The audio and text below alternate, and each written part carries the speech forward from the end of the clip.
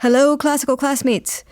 It's me, your host, Dacia. You are about to experience a real treat. I have a conversation in this episode with the music director, or as Todd calls him, the lead dude of the Inscape Chamber Orchestra. They're a DC-based chamber orchestra. And in fact, if you're in DC and you're listening to this in the year 2015, you can go check them out in DC in December. So if you want more information about them, go to inscape.org. Our conversation is all about storytelling and music, and it's a particular interest of mine, so I got very into this conversation.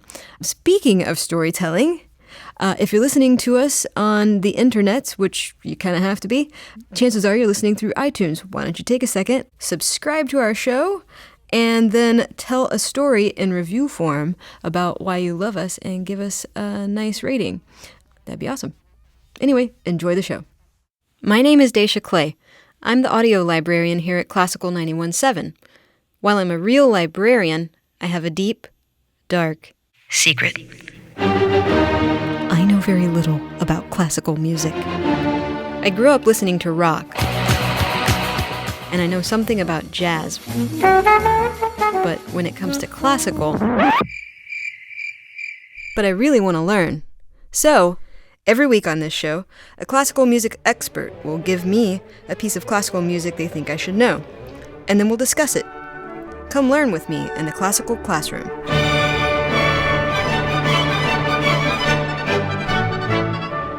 Hello, everyone, and welcome to the Classical Classroom. I'm Dacia Clay, and here with us, all the way from the WAMU studios, home of the Diane Rehm Show, is Richard Scerbo.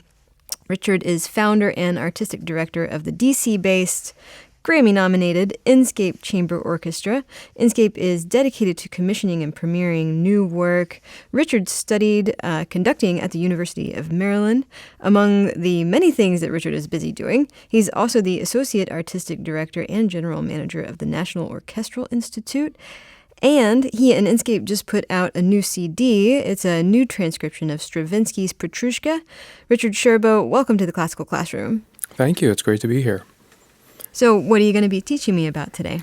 Well, I was looking at our recordings and thinking about what we could talk about today, and it really struck me to think about the element of storytelling and pictorial description that's present in a lot of our music, and especially with the ballet Petrushka that we just recorded. Obviously, there's lots of great storytelling and imagery in that piece, so I thought we could talk a little bit about that and hopefully hear a little bit as well. That sounds great. Story is one of my favorite things in the world. I'm really kind of fascinated with how the human brain just sort of is drawn to story and how it just kind of sucks us in. We're sort of helpless when a good story is around, you know? Yeah, well, I think in ballet, you know, when we listen to this great music, Stravinsky wrote 3 of these wonderful Russian ballets, the first one being The Firebird, this one being Petrushka, written in 1911, and of course his very famous Rite of Spring, which was known to cause riots at its premiere in Paris. But each of these, of course, on stage has an incredible visual element that is missing when you're hearing the music. But Stravinsky is such a great orchestrator and a great composer that you can hear this imagery, you can sense it even when the visual elements aren't there in front of you. So it'll be fun to dive in and hear some of that at work today. Well, so I'm curious. When I think of story, I think of a story that's written on a page or a story that somebody's telling me, but it's always got something to do with words. When classical music, this wordless music, tells a story, what do you mean?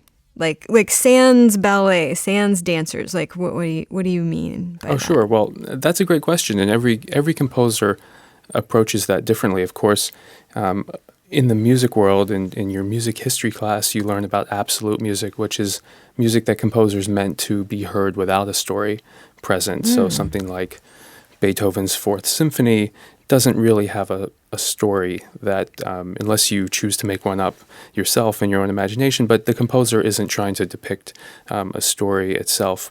Then we have this genre of music called program music, where the composer has a visual element or has a story in mind, and how they choose to express it in music differs from each composer. You know, we have these wonderful tone poems of Richard Strauss, Till Eulenspiegel, Ein Heldenleben, where there's a really strong element of either self-referential storytelling or telling of Germanic tales.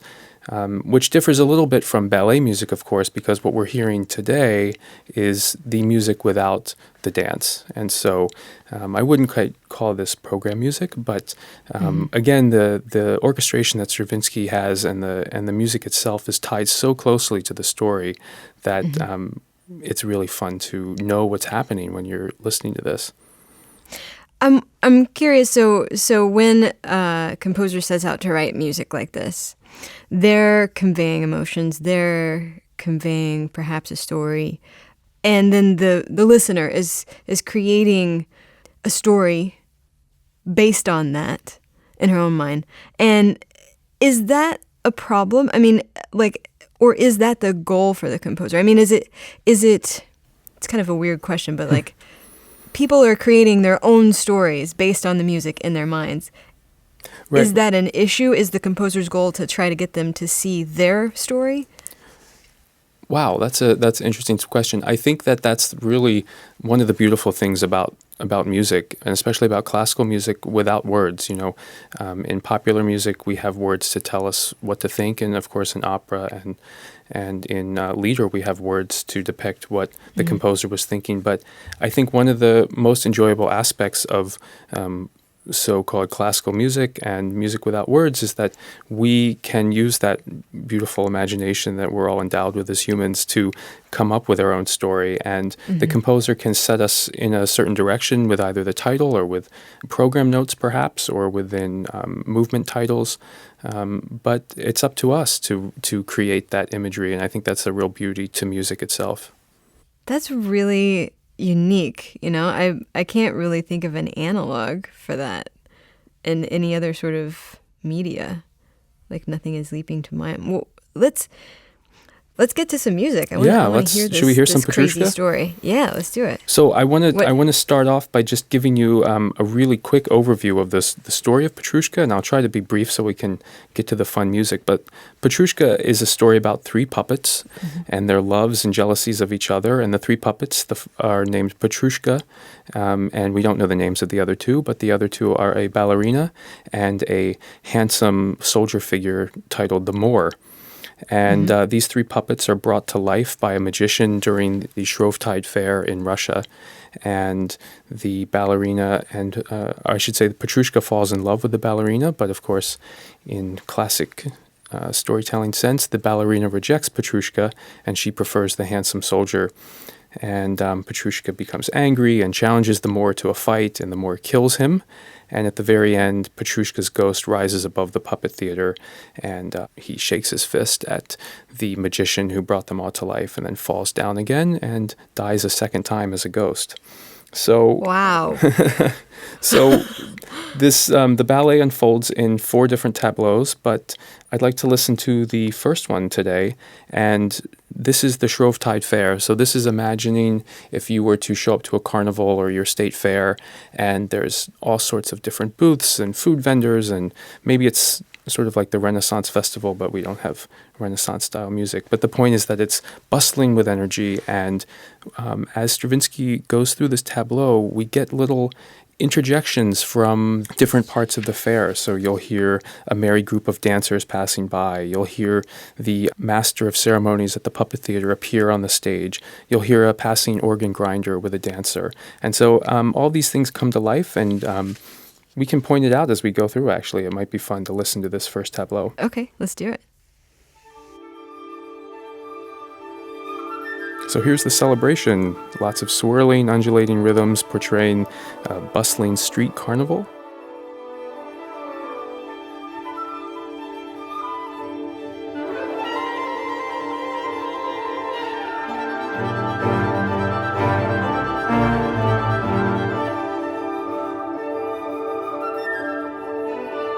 This is really setting the scene. It goes on for a few minutes here.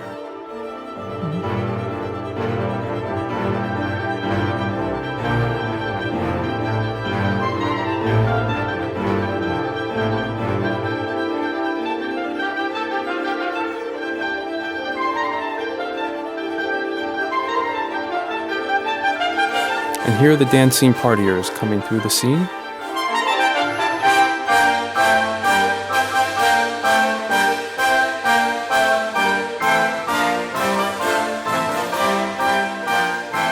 They're going to be interrupted here with the puppet master.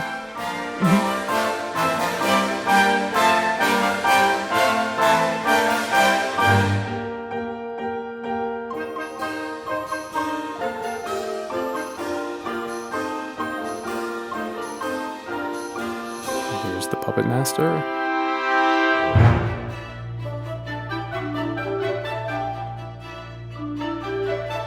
Sounds like a troublemaker.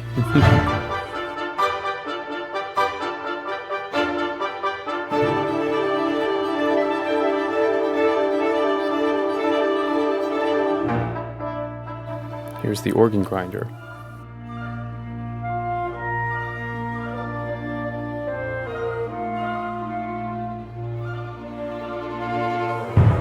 Back to the puppet master.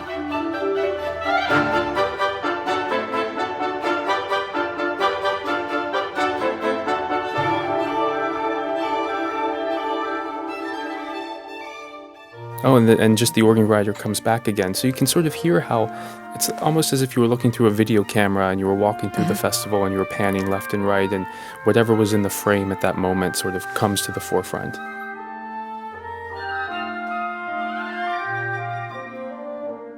I'm always trying to recognize leitmotif when I hear it because it's one of the first things I learned on this show. But is that kind of what Stravinsky is using, like little motifs so that you could pick out a character in the music as you're listening? Right. I think that certainly certain composers really placed a lot of emphasis and formal thought on what a leitmotif was and how they brought it back throughout a piece. But here Stravinsky is certainly setting up associations with certain tunes. With the organ grinder that we're hearing in the background now, it definitely does sound a little simple, like the type of tune that would be coming from an organ grinder. So I guess you could call it a motif. Okay, it's motif-y. Motif-y.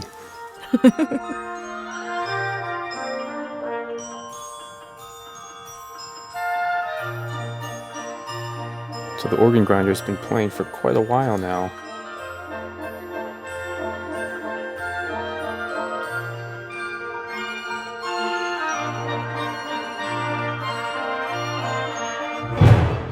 Ooh. Back to the puppet master.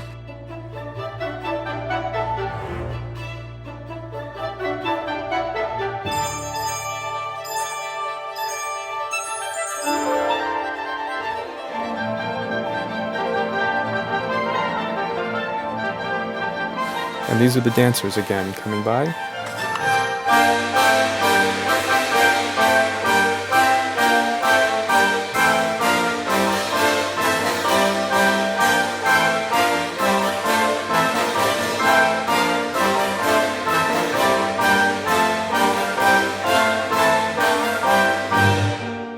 Todd is getting down in the studio.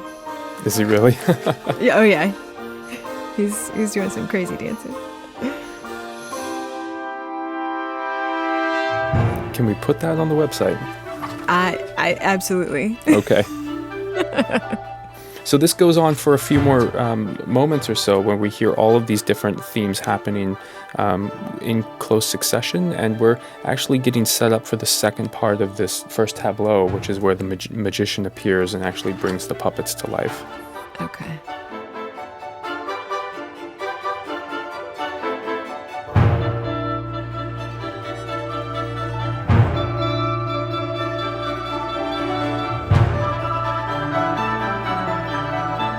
So obviously this story, like, he's employing a lot of symbolism. Well, first, I guess I have a question, which is where does this story come from? It sounds like a fairy tale. I'm assuming Stravinsky or whoever wrote the ballet did not write this story, but maybe I'm wrong about that. Right. So the story of Petrushka is actually a very old one and exists in a number of different cultures. Sometimes it's known as Punch and Judy, this sort of mischievous puppet character that duels with the soldier or Moor in this case. So what we just stumbled upon now is the magic trick where the magician appears and we can hear sort of mysterious music happening. There it is. So the magician appears from inside the theater. Very sinister sounding. And he's about to pick up a flute. The evil flute.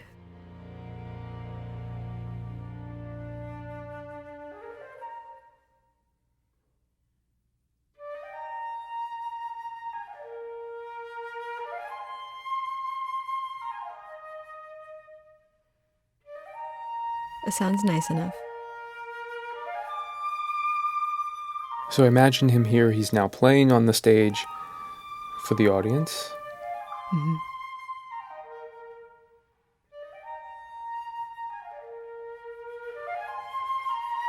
And here the curtain opens and we see Petrushka, the Moor, and the ballerina for the first time, lying on the stage, lifeless.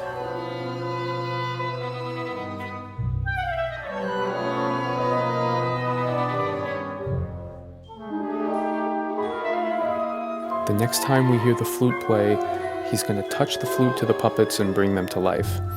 And then a joyful Russian dance occurs.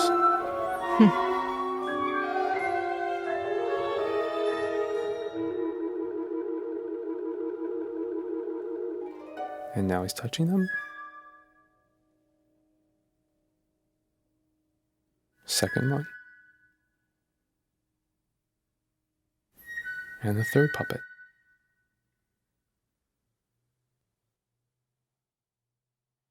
And now they all jump to life and dance on the stage together in this Russian-sounding dance.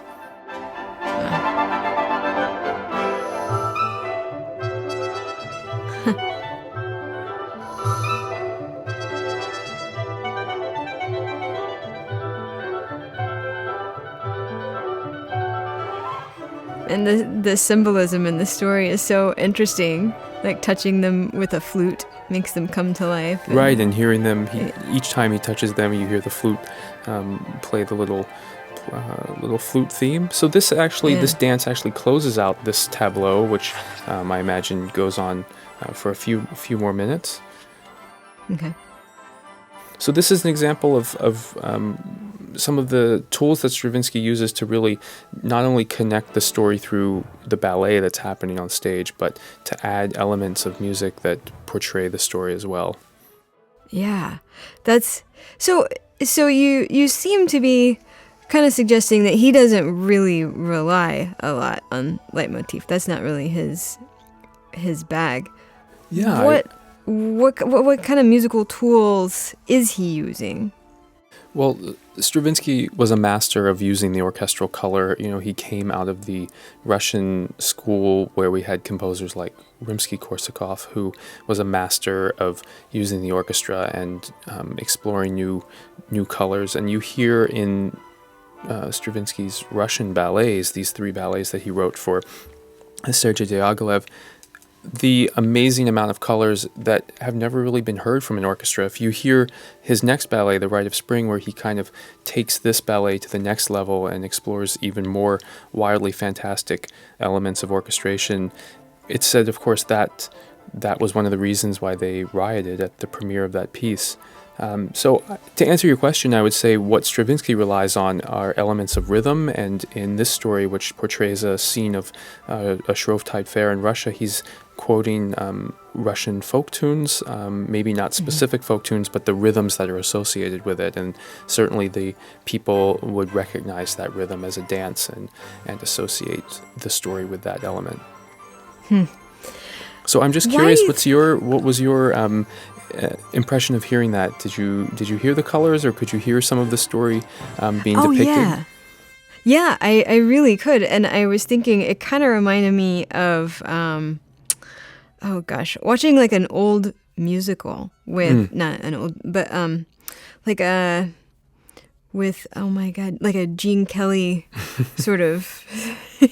It does have that sort of humor to it, doesn't it? Yeah, where you've got, you enter the town and things are crazy and people are doing things everywhere, and then and then you kind of zoom in on the little story that's happening. It's very like cinematic in its scope. And even some of the sounds that I heard toward the end, like when the puppets come to life, like that little ding ding, like that is very characteristic of like American musicals that I've heard. That's a really interesting comparison. I hadn't thought of that before, but certainly thinking back to some of those movies, you had these great, we had this great tradition of Hollywood soundtracks that are certainly different in today's modern world, but people like Bernard Herrmann and Korngold and these composers that really grew out of a classical tradition and brought these sorts of compositional elements to early Hollywood films. That's really interesting. I had not thought of. Yeah, because those guys they came over to the States. That's right. And got involved in making movies because they were sort of fleeing various oppressions, from what I understand. So that's really interesting. Whoa, connections have been made. Synapses firing. So if we have time, I'd actually love to compare this piece to another work that we've recorded called Black Bend, which this music is very lateral in terms of how the music unfolds. And if we look at a piece like Black Bend by Dan Visconti, which was on our album American Aggregate, here Dan sets up what is like one large picture with a story, but it's not portrayed sort of in time. So in the Stravinsky ballet, we heard the story unfolding at certain moments, and with Black Bend, you hear the entire story sort of happening all at once, more like a giant picture. Interesting. Okay. Well, let's hear it.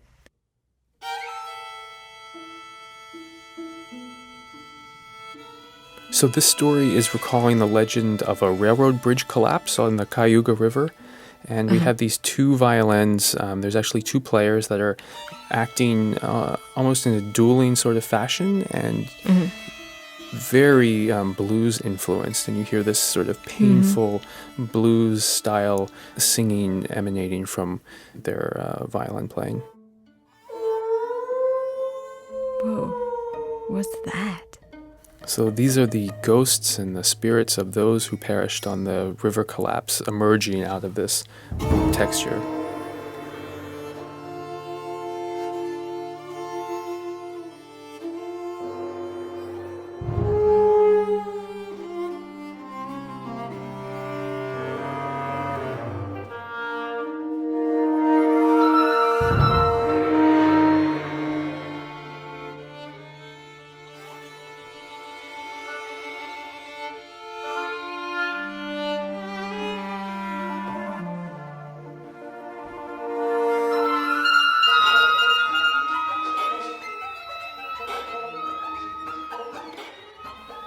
It almost sounds like the bridge is breaking with pieces of wood and crickets and night sounds happening.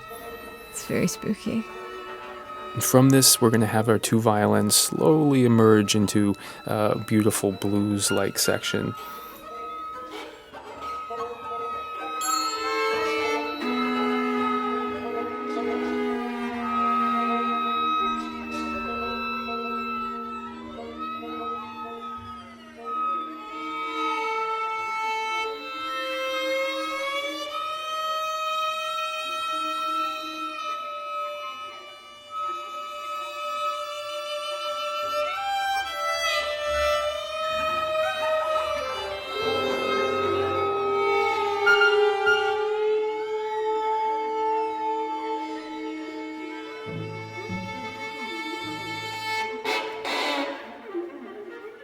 Whoa, that's a really interesting sound.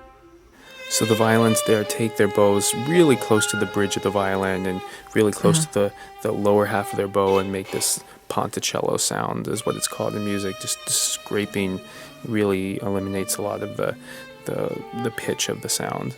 Yeah.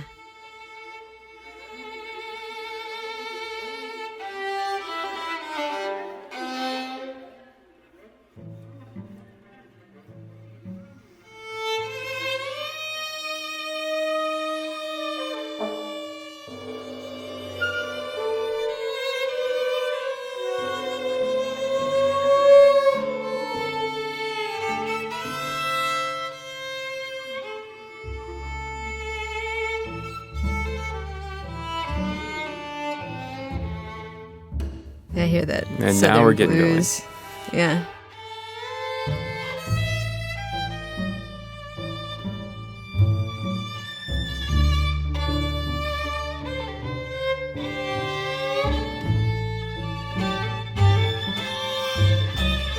So to your comment earlier, I picture, as this story unfolds, two folks sitting on their front porch recounting the legend of this train collapse, and now they're having this conversation back and forth, recalling the terrible evening. It made me, you used the word tableau when you were describing Petrushka, but when I think of the word tableau, I think of one of those, when people reenact a painting, but live, using live people, they're dressed as like... Oh, yes. That's what this sounds like to me. Yeah, I mean, this piece is more like a snapshot, sort of looking Yeah. back in history, and you're hearing the whole story at once, almost. It's not super lateral in the way that it unfolds. Yeah. So things are going to get heated, and the full blues band is going to erupt out of this very soon.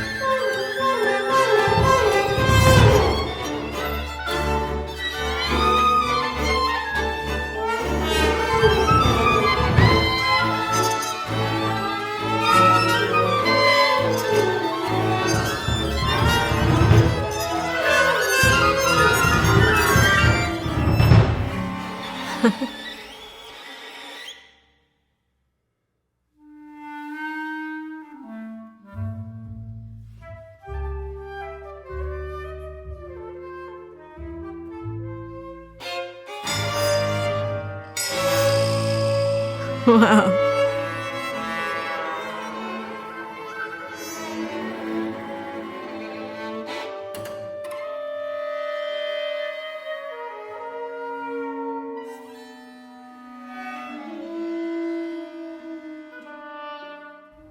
It reminds me of when I was a kid, I had these books that you followed along with a record that came with the books. Oh, yes, I remember those.